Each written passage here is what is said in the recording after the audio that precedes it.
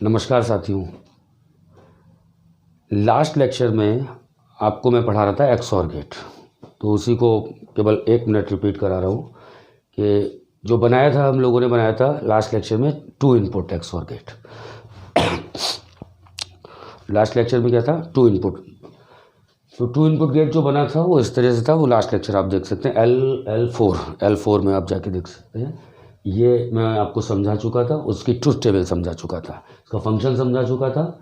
A XORing with B, XOR का जो operator हुआ करता है वो प्लस इन सर्किल हुआ करता है, और जो फंक्शन था वो था A bar dot B plus A dot B bar, A bar dot B plus A dot B bar. यहाँ प्लस और डॉट क्या है? Dot is the ANDing, plus is the ORing, bar का मतलब कॉम्प्लीमेंट। इसकी जो 2 इनपुट की truth table I थी वो ये आई थी। और मैंने लास्ट लेक्चर में आपको लास्ट में जहाँ छोड़ा था वो ये बताया था कि 2 इनपुट्स के लिए जो डेफिनेशन बनी थी वो थी when both inputs are same then output will be 0 for XOR gate. When both inputs are same, ये पहले कॉम्बिनेशन में आप देख लीजिए कि यहाँ पे दोनों इनपुट क्या हैं? 0 0, और यहाँ पे क्या है? दोनों इनपुट ए और बी 1 1। जब 1 1 है तब 0 है, 0 0 है तब 0 है, अदरवाइज आउटपुट विल बी 1। लेकिन एक चीज़ और मैंने काफ़ी ज़ोर देके 2 या 3 बार बोला था कि ये 2 इनपुट के लिए ये डेफिनेशन सही है, लेकिन मल्टी इनपुट के लिए, मल्टी इनपुट का मतलब 2 से ज़्यादा जब इनपुट्स हों, हालांकि मार्केट में अवेलेबल नहीं है 2 इनपुट से ज़्यादा के गेट, लेकिन हम लोग 2 से 4 3 5 इनपुट 5 6 8 10 इनपुट्स बना सकते हैं 2 इनपुट्स के गेट को यूज़ करके। वो आगे दिख रहा होगा आपको डायग्राम में, पहले बना चुका हूँ। तो मल्टी इनपुट के लिए, किसके लिए? मल्टी इनपुट के लिए अगर मैं ये डेफिनेशन देखता हूँ तो मुझे ये भी दिख रहा है यहाँ पे कि when both inputs are same then output will be 0।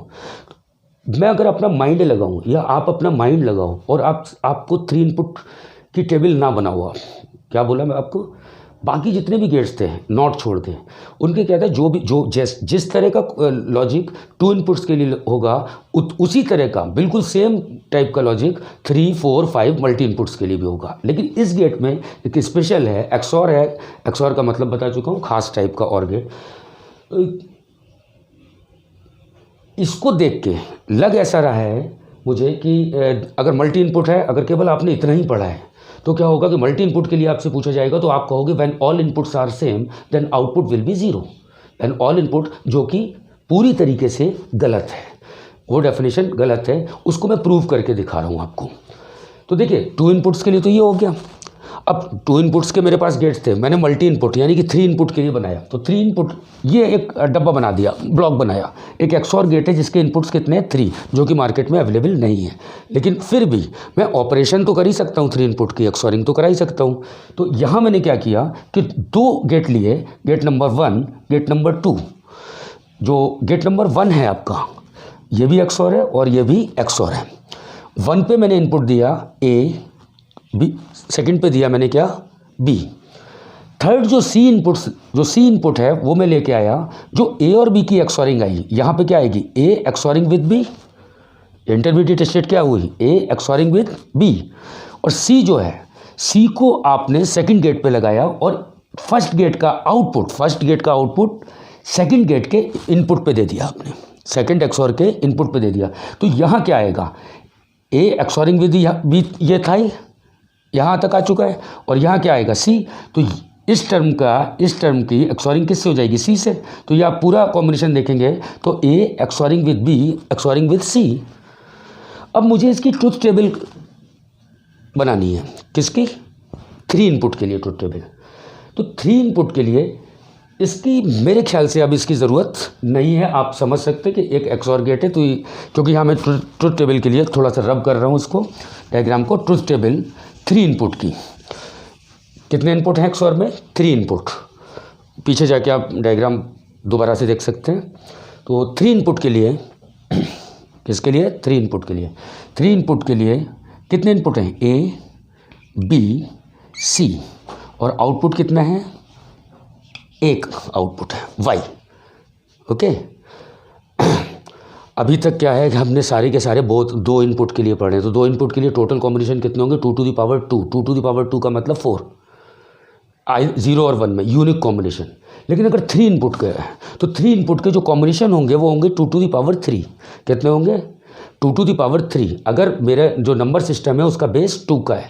Number system में मैं बिल्कुल स्पेशल लेक्चर, नंबर सिस्टम का स्पेशल लेक्चर मैं लगभग 1 घंटे का अलग अलग स्लॉट्स में बना के आपको पढ़ाऊँगा बाद में। लेकिन अभी तो आपको केवल मैं ये सोचता हूँ कि आपको बाइनरी नंबर सिस्टम कम से कम आता होगा। 0 1 में वैसे भी जो टोटल कॉम्बिनेशन होंगे वो कितने होंगे 3 इनपुट के लिए होंगे 2 टू द पावर 3 इनपुट के लिए कितने होंगे 2 टू द पावर 3। अगर 4 इनपुट है तो 2 टू द पावर 4। अगर 3 इनपुट है तो होंगे 8 कॉम्बिनेशन, 8 कॉम्बिनेशन होंगे। 4 इनपुट है तो 2 टू द पावर 4, यानी कि कितने होंगे 16 यूनिक कॉम्बिनेशन। यूनिक शब्द भी समझ लीजिए जहाँ पे रिपीट नहीं कर रहे हैं जो कॉम्बिनेशंस। तो मैं इन कॉम्बिनेशन को एक क्रम से लिख रहा हूँ और आप लोग भी ना इसी ट्रिक से लिखा कीजिए। अगर 3 इनपुट हैं तो आप 4 बार ऐसे 0 लिख लीजिए। जल्दी लिखने की तरीका है ये। वैसे तो क्या है ये बाइनरी नंबर लिखे हैं, पहले 0 का बाइनरी लिखेंगे, फिर 1 का बाइनरी लिखेंगे, फिर 2 का लिखेंगे, फिर 3 का, तो वहाँ टाइम ज़्यादा लगता है। लेकिन जब जल्दी टेबल मुझे खींचनी होती है तो अगर 3 इनपुट है तो 4 0 और 4 बार लिख लिया आपने 1, वो ऑटोमेटिकली ही इस तरह से आ जाएगा। बी को 2 टाइम 0 2 टाइम 1, 2 टाइम 0 2 टाइम 1। सी को 0 1 0 1, 1 टाइम 0 1 टाइम 1, 0 से स्टार्ट कर दिया। इसके अलावा कोई कॉम्बिनेशन आपको नहीं मिलेंगे 3 इनपुट। इसके अलावा आप अगर सर्च भी करो तो कोई भी यूनिक कॉम्बिनेशन और नहीं हो सकता। टोटल कॉम्बिनेशन मैक्सिमम कितने हो सकते हैं 8, अगर 3 इनपुट्स हैं। ओके, सारे इनपुट्स लिख लिए मैंने कि इन सारे इनपुट्स पे क्या होगा। देखिए यहाँ पे भी आप देख लीजिए कि 2 थे ना, तो मैंने क्या यहाँ पे क्या किया कि ए और बी था तो 2 बार 0 लिखा, 2 बार 1 लिखा, 0 1 0 1। ये कोई बहुत अच्छा लॉजिक नहीं है, ये बहुत अच्छा लॉजिक नहीं है ये, लेकिन आपको लिखना, आपको कॉपी में जब लिखना होता है बहुत जल्दी लिखना होता है combination. 16 A B C D maximum, ज़्यादातर क्वेश्चन जो बाद में आते हैं 4 वेरिएबल के आते हैं, तो 16 कॉम्बिनेशन लिखने होते हैं। तो 16 में आप क्या करोगे 16 कॉम्बिनेशन में क्या करोगे 0 की बाइनरी लिखोगे 4 बिट में, फिर 1 की बाइनरी लिखोगे 4 बिट में, फिर 2 की बाइनरी लिखोगे 4 बिट में। उसमें टाइम बहुत लगता है। इस वजह से 16 कॉम्बिनेशन कैसे है कि 8 बार 0, अगर A B C D ऐसा होता, ए में क्या 8 बार 0 लिखते हैं, बी 8 बार 1 लिखते हैं इस तरह से, बी में 4 टाइम 0 4 टाइम 1, सी में 2 टाइम 0 2 टाइम 1, और डी में 0 1 0 1 0 1। अगर आप ऐसे कॉम्बिनेशन लिखोगे तो ये सारे कॉम्बिनेशन हो जाएंगे। ये एक्चुअल में क्या है कि ये नंबर 0 की बाइनरी है 3 बिट में, ये नंबर 1 की बाइनरी है, ये नंबर 2 की। मैंने बाइनरी नंबर सिस्टम, अभी नंबर सिस्टम आपको कंप्लीट नहीं कराया है। क्यों? क्योंकि नंबर सिस्टम मैं कंप्लीट कराऊंगा जब के मैप पढ़ा रहूँगा आपको, कार्नोग मैप। तो अब आप कहेंगे कि इसका फंक्शन क्या बनेगा वाई का, तो फंक्शन में नहीं जा रहा हूँ अभी। मैंने बुलियन भी, हम लोगों ने बुलियन भी बहुत अच्छी तरह से अभी सारे लॉज नहीं पढ़े हैं, तो मैं इसको केवल नोटिफिकेशन में लिख सकता हूँ कि y equal to A XORing with B XORing with C. Okay, अब इस टेबल को निकालने का तरीका क्या होगा, मैं ये करूं कि 0 और 0 की एक्सॉरिंग कराऊं, और जो भी आए आउटपुट, जो भी आए उसकी एक्सॉरिंग करा दूं फिर से 0 से।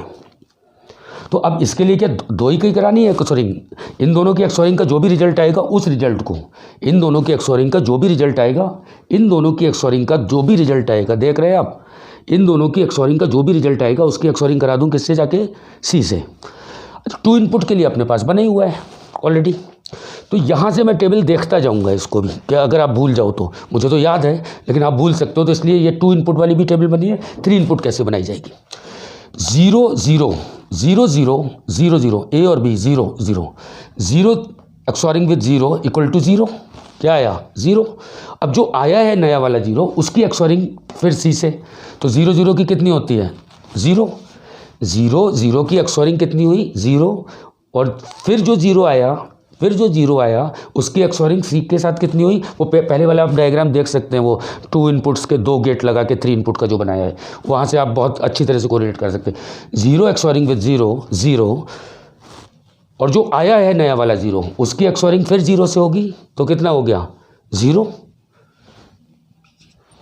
Next 0 with 0 0, both input are same, 0 0 की एक्सॉरिंग 0, जीरो जीरो की एक्सोरिंग जीरो, और जीरो और वन की एक्सोरिंग वहाँ देख सकते हैं आप, यहाँ देख सकते हैं जीरो और वन की एक्सोरिंग, ये आ जाएगा वन। जीरो एंड वन की एक्सोरिंग, जीरो एंड वन की वहाँ देखिए आप, जीरो और वन की एक्सोरिंग वन, जीरो और वन की एक्सोरिंग है वन, वन की एक्सोरिंग जीरो से, फिर अगेन वन। इसको यहाँ ही से बना रहा हूँ मैं, ए बी का एक्सोरिंग जो आया उसकी एक्सोरिंग सी से करा रहा हूँ, और टू इनपुट का आपको पता ही है वो वाली टेबल। जीरो और वन की एक्सोरिंग वन, जीरो वन की एक्सोरिंग वहाँ देख सकते हैं आप, जीरो और वन की एक्सोरिंग उधर देख लीजिए, जीरो वन की एक्सोरिंग वन, और जो वन आया है उसकी वन की एक्सोरिंग, वन और वन से एक्सोरिंग कितनी होती है जीरो, वन और जीरो की एक्सोरिंग वन, और जो वन आया है नया वाला उसकी जीरो से एक्सोरिंग वन, वन और जीरो की एक्सोरिंग वन, वन और जीरो की एक्सोरिंग वन, और जीरो की एक्सोरिंग वन, और जीरो की एक्सोरिंग वन, जो नया वन आया उसकी जीरो से एक्सोरिंग, सॉरी यानी यहाँ पे वन और जीरो की एक्सोरिंग वन, वन जो नया वाला आया है, जो इन दोनों की एक्सोरिंग होकर आउटपुट आ रहा है ए और बी के बाद, तो सी वन है, तो ये इन दोनों की एक्सोरिंग आई वन, और वन की एक्सोरिंग जीरो, वन और वन की एक्सोरिंग जीरो, और जीरो की एक्सोरिंग जीरो। अब समझ में आ गया होगा आपके, उसी टेबल से ये टेबल बन रही है कि 3 4 5, क्योंकि टू इनपुट की कराता जा रहा हूँ, और जो भी आउटपुट आ रहा है उसकी अगले से करा रहा हूँ एक्सोरिंग। वन की एक्सोरिंग वन की एक्सोरिंग जीरो, और वन की एक्सोरिंग वहाँ देख सकते हैं, जीरो और वन की एक्सोरिंग वन, तो टेबल ये आई।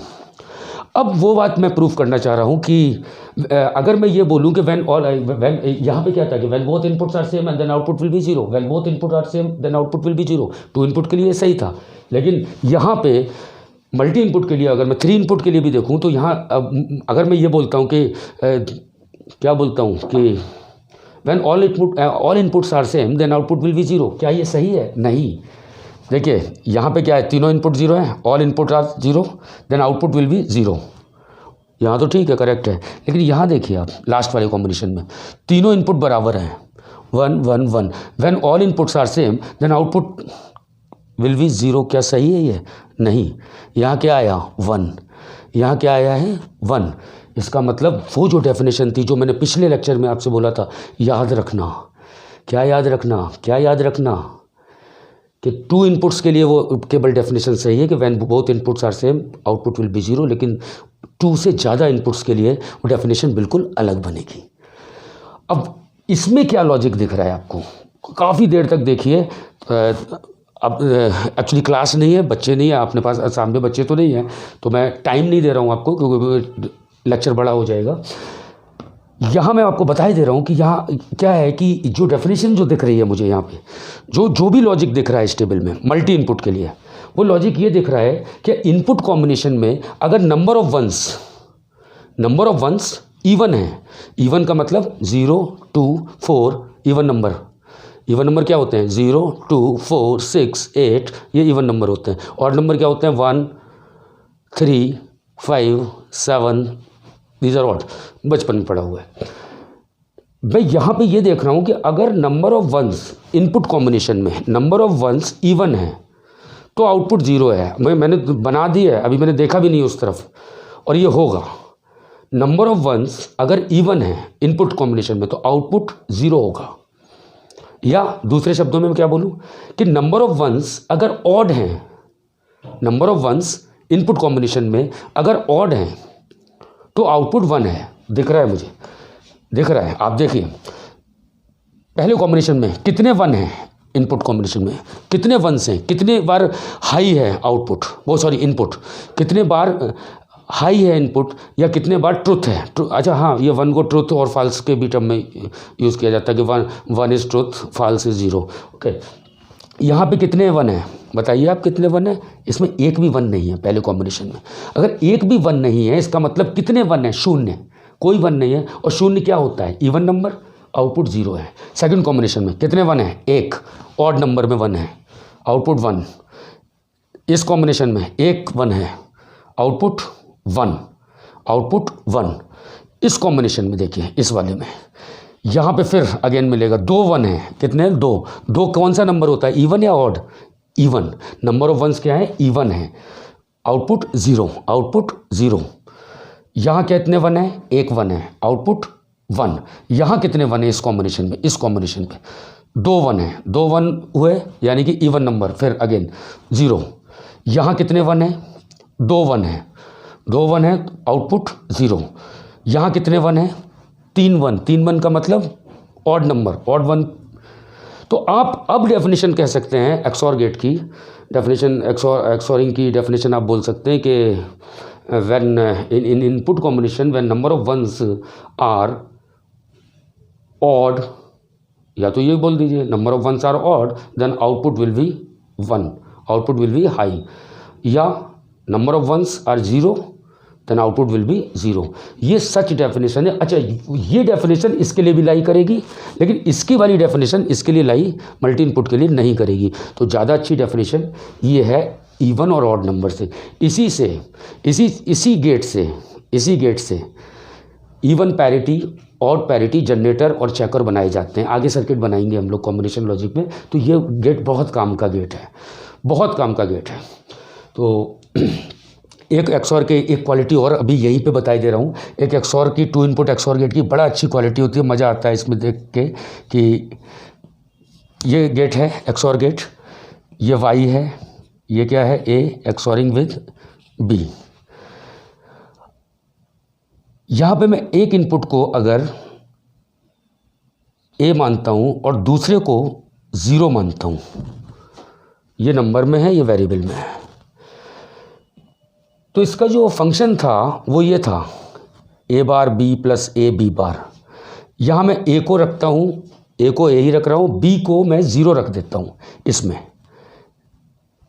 यही था ना 2 इनपुट का, ए को ए मानता हूँ और बी को क्या रख देता हूँ 0। तो आप यहाँ देखिए ए बार डॉट 0, किसी का भी 0 से अगर डॉट होगा तो 0 आएगा, तो ये टर्म बन जाएगा 0 प्लस ए क्या है, ए है, और बी बार का मतलब 1, बी बार का मतलब 1, ए डॉट 1 पहले बता चुका हूँ, ए डॉट 1 ए होता है, तो 0 प्लस ए इक्वल टू ए। यानी कि अगर मैं एक इनपुट को 0 कर दूं इसके और इस पर जो भी दूंगा इनपुट, तो यहाँ पे वही आउटपुट आएगा, ए के बराबर आ गया आउटपुट। यानी कि अच्छा 0 का मतलब होता है ग्राउंड कर देना। अगर मैं एक इनपुट को ग्राउंड कर दूं, टीटीएल लॉजिक में 0 का मतलब 0 वोल्ट होता है और 1 का मतलब 5 वोल्ट होता है। ओके, तो अगर मैं 0 से इसे कनेक्ट कर देता हूं तो जो भी इनपुट देता हूं वही आउटपुट आ जाता है एक्सॉर गेट में। और यहीं पे मैं अगर मैं इस इनपुट को 1 रख दूं, क्या रख दूं 1, इसको 5 वोल्ट से, अगर टीटीएल लॉजिक है 5 वोल्ट से कनेक्ट कर दूं 1, तो आप देखोगे इसी एक्सप्रेशन से, इसका जो एक्सप्रेशन है उसमें आप देखोगे बड़ा इंटरेस्टिंग सा कि क्योंकि इसका काम बहुत है आगे चल के। 1 अगर रखोगे, इसको ए मानते हो आप, फिर देखिए क्या आउटपुट आएगा भाई, ए ही है और 1 बी की वैल्यू 1 कर दी है, तो ये क्या आएगा ए बार डॉट 1, बी की वैल्यू क्या है, बी की वैल्यू क्या है रखी हुई है परमानेंटली 1 पे, प्लस ए को तो ए ही है, बी बार का मतलब हो गया बी है 1, बी बार का मतलब हो गया 0, तो ये टर्म क्या हो गया, ये हो गया A bar dot 1 plus A dot 0, तो ये हो गया ए बार प्लस डॉट 0। अच्छा 1 से कोई किसी का भी डॉट प्रोडक्ट होता है वही चीज़ आती है, ए डॉट 0 0 से किसी का भी होता है तो वो 0 होता है, यानी कि आ गया ए बार। तो अब इस टाइम पे आउटपुट क्या आ रहा है, y इक्वल टू आ रहा है ए बार। तो एक इंपॉर्टेंट रिजल्ट एक्सॉर गेट का निकल के आया कि एक्सॉर गेट 2 इनपुट का अगर एक्सॉर गेट है तो जो भी एक टर्मिनल पे आप कोई भी वेरिएबल रखिए, either X Y A B C D जो भी वेरिएबल, दूसरे इनपुट पे अगर आप 0 रखते हो, क्या रखते हो 0, तो जो इनपुट होता है वही आउटपुट आता है। और अगर आप दूसरे वाले इनपुट पे, इस पे एक पे तो वेरिएबल रख दिया आपने और दूसरे पे अगर परमानेंटली आपने 0 रखा तो वही आया, और परमानेंटली अगर 1 रखा तो जो भी इनपुट है उसका कॉम्प्लीमेंट हो जाता है आउटपुट। तो ये हम आगे चल के हाफ एडर जो एडर सर्किट पढ़ेंगे, adder circuit, adder oblique subtractor, तो उसमें बड़ा अच्छा ये होता है, एक पिन निकाल दी जाती है, उस पिन को अगर ग्राउंड कर देते हैं तो वो सब्ट्रैक्टर बन जाते हैं, और अगर मैं सॉरी जो भी मतलब एक कंट्रोलिंग पिन हो गई कि एक पिन को मैंने क्या किया कि अगर मैं ग्राउंड कर दूंगा तो कुछ आउटपुट दूसरा आएगा, और एक पिन को अगर मैं वोल्टेज 5 वोल्ट टीटीएल में दे दूंगा, 1 दे दूंगा, तो फिर आउटपुट कुछ और आएगा। तो इसी चीज़ को कहते हैं बाद में कंप्यूटर में कि कंट्रोलिंग पिन। कंट्रोलिंग पिन क्या होती है? कंट्रोलिंग पिन ये होती है कि इस पिन पे लॉजिक 1 रखा तो ऑपरेशन बिल्कुल डिफरेंट हो जाएगा उस सर्किट का, और अगर लॉजिक 1 एक ही पिन केवल उस पर 1 रख दिया तो बिल्कुल अलग चीज़ का सर्किट बन गया, 0 रख दिया तो अलग। तो एक ही सर्किट 2-2 3-3 तरह से काम करता है। सबसे पहला कॉन्सेप्ट प्रोग्रामिंग का यही होता है। जब हम लोग बात करते हैं कि ये चिप है, ये चिप प्रोग्राम्ड चिप है, प्रोग्राम्ड का मतलब ये है इसकी कंट्रोलिंग मेरे हाथ में हो जाए, कुछ फ्लेक्सिबिलिटी हो, इतनी रिजिड ना हो। तो उसमें कुछ 1-2 पिन इस तरह की होती है कि जिनको अगर आप ग्राउंड कर दोगे तो बिल्कुल वो सर्किट किसी और तरह से बिहेव करेगा, अगर उसके 1 कर दोगे तो दूसरी तरह से बिहेव करेगा। ये बहुत इंपॉर्टेंट गेट है, XOR गेट। XNOR की बात मैं बुलियन अलजेब्रा के बात करूंगा। और बात क्या, XNOR गेट मैं शायद, मुझे तो ऐसा लगता है XNOR आपको पढ़ाना भी नहीं चाहिए मुझे। क्यों? क्योंकि XNOR गेट कुछ होता भी नहीं है। XNOR गेट ये गेट होता है कि XOR गेट था जो आपके पास, उसी में आपने आगे एक नॉट गेट लगा दिया। नॉट गेट लगाया तो आपके पास जो गेट आएगा वो आ जाएगा। अच्छा, नॉट का पहले बता चुका हूँ, नॉट को मैं बबल से रिप्रेजेंट कर दे। जब भी हम बबल लगा रहे हैं इसका मतलब ये नॉट ऑपरेशन है। ये जो गेट है ये है XNOR गेट। ओके, ये गेट क्या है? XNOR gate. इसकी टेबल अब आपके लिए मैं छोड़ रहा हूँ, इसकी टेबल कुछ नहीं होगी। जो भी ये कॉम्बिनेशन है, ये कॉम्बिनेशन तो ये है, वाई क्या हो जाएगा, इस चीज़ का क्या हो जाएगा, यहाँ पे वाई हो जाएगा A XORing with B का बार, A XORing with B का बार। तो बार का मतलब क्या है, जो XOR का आउटपुट आता है उसका कॉम्प्लीमेंट हो जाएगा। कॉम्प्लीमेंट होते ही ये टेबल कैसी हो जाएगी, जहाँ जहाँ 0 है वहाँ 1 हो जाएगा, जहाँ 1 है वहाँ 0 हो जाएगा। डेफिनेशन क्या बनेगी, when number of ones are in input combination, when number of ones are even, then output will be 1। उसमें उल्टा था। तो ये बिल्कुल क्या हो जाएगा, ये टेबल मुझे एकदम से XNOR की बनानी है तो इसके ऊपर बार हो जाएगा। इसका बार होने का मतलब कि जहाँ 0 आना है वहाँ 1 कर दो, जहाँ 1 आना है वहाँ 0 हो गया। और डेफिनेशन आप खुद सेल्फ मेड डेफिनेशन लिख सकते हो, बना सकते हो, याद करने की ज़रूरत नहीं है। अगर XOR की टेबल है, XOR का आता है तो जब जब आउटपुट 0 होना चाहिए वहाँ 1 आ जाएगा, 1 होना चाहिए तब आउटपुट 0 आ जाएगा। वो XNOR होता है। उसका जो या तो XNOR को या तो इस तरह से डिनोट करते हैं कि XNOR को जो फंक्शन है ये A प्लस इन सर्किल बार, या फिर सॉरी XNOR को, या फिर A dot in circle B, कुछ बुक्स इसको ऐसे भी लिखती हैं डॉट इन सर्किल। तो ये XNOR के बारे में बात होती है। और जब जब ज़रूरत पड़ेगी, जहाँ ज़रूरत पड़ा किया करेगी XNOR की, वहाँ हम इसकी बात उसकी चर्चा करेंगे। क्योंकि पहले कॉन्सेप्ट हम लोग समझ लें, पहले सारी चीज़ों के छोटे छोटे कॉन्सेप्ट समझ लें, जो टेक्निकल टर्म्स यूज़ होंगे बाद में जो बड़े सर्किट्स में, तो जो चीज़ यूज़ होता जाएगा वो मैं उस जगह पे ही इंट्रोड्यूस आपको नए सिरे से करता जाऊँगा। और अब बात आती है कि मैंने बोला था आपसे, पिछले भी लेक्चर में बोला था कि साहब जो सिलेबस डिज़ाइन है उसमें क्या है कि बुलियन अलजेब्रा पहले पूरा सारा पढ़ा दिया जाता है, उसके बाद गेट्स पढ़ाए जाते हैं, फिर केएमएफ पढ़ाए जाते हैं, केएमएफ के बाद टेबलर मेथड पढ़ाया जाता है, उसके बाद designing of combination logic circuit पढ़ाई जाती है, फिर एनकोडर डिकोडर मल्टीप्लेक्सर डीमल्टीप्लेक्सर पढ़ाए जाते हैं, उसके बाद sequential circuit, flip flops, latches, synchronous designing, counters, registers, उसके बाद asynchronous designing, fundamental mode circuits, hazards. तो ये इस तरह से एक डिजाइंड सिलेबस है पूरा। लेकिन मैं उस क्रम से ना करके कि आपको उस तरह से बता रहा हूँ कि जिस चीज़ की जहाँ जहाँ ज़रूरत पड़ेगी उस चीज़ को वही पैरेलल में हम उसके बारे में बात कर लिया करेंगे। तो मैंने बुलियन अलजेब्रा आपको डायरेक्टली तो नहीं बताया, लेकिन पिछले लेक्चर में मैंने बुलियन की कुछ आइडेंटिटीज़ बताई थी और ये भी बताया था कि वो सेट थ्योरी होती है, nothing Boolean algebra nothing but set theory type. तो अब मैं बुलियन अलजेब्रा क्या क्या लॉ फॉलो करते हैं, आइडेंटिटीज़ तो मैंने पिछली बार बता दी थी। अब क्या क्या लॉ फॉलो करते हैं। नॉर्मल अलजेब्रा में क्या लॉ होते थे आपको पता होगा, कम्यूटेटिव लॉ होता था, एसोसिएटिव लॉ हुआ करता था, डिस्ट्रीब्यूटिव लॉ होता था, एब्जॉर्प्शन लॉ हुआ करता है एक। तो ये कितने टाइप के लॉज होते हैं। और इसमें नया एक लॉ होता है De Morgan law, very very important De Morgan law, duality law भी बोलते हैं उसको, डुअलिटी लॉ। तो उसको जब मैं बता दूंगा आपको, तब उसके बाद मैं बात करूंगा, फिर से गेट पे आऊँगा। तो पहले बुलियन के कुछ लॉज को हम लोग कुछ जानने की कोशिश करते हैं। तो अच्छा, हाँ, ये लेक्चर मैं यहीं पे ख़त्म कर रहा हूँ। नेक्स्ट लेक्चर में मैं आपको बुलियन के सारे लॉ बताऊंगा। नमस्कार दोस्तों, नमस्कार।